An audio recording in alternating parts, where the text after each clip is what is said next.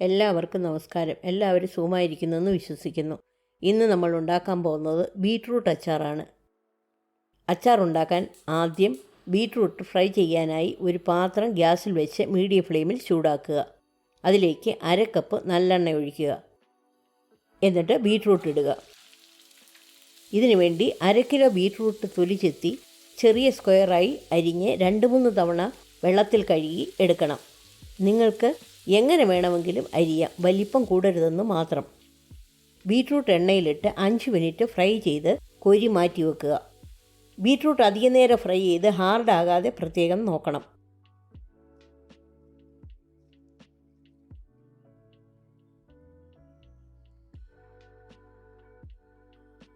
Beetroot കോരിയെടുത്ത ശേഷം അതേ പാത്രത്തിലേക്ക് 1/2 ടീസ്പൂൺ കടുകിട്ട് പൊട്ടിക്കുക.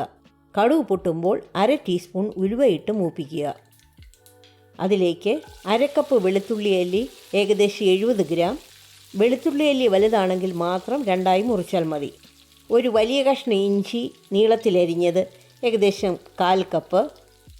പിന്നെ 2 പച്ചമുളക് ചെറുതായിട്ട് അരിഞ്ഞത്, കുറച്ച് കറിവേപ്പില, ഇത്രയിട്ട് 3 മിനിറ്റ് മൂപ്പിക്കുക.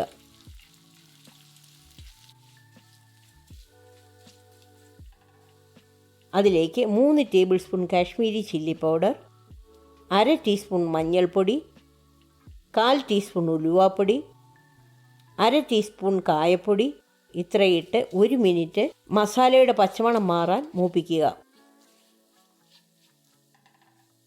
അതിലേക്ക് 1/4 കപ്പ് വിനാഗിരിയും 1 ടേബിൾ സ്പൂൺ ഉപ്പും ഇട്ട് നന്നായിട്ട് ഇളക്കുക.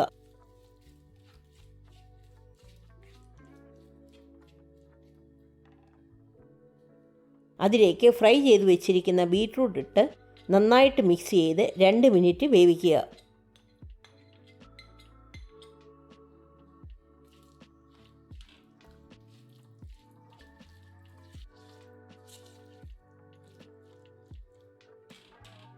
ഗ്യാസ് ഓഫ് ചെയ്ത് തണുക്കുമ്പോൾ ജാറിലടച്ച് സൂക്ഷിക്കാം.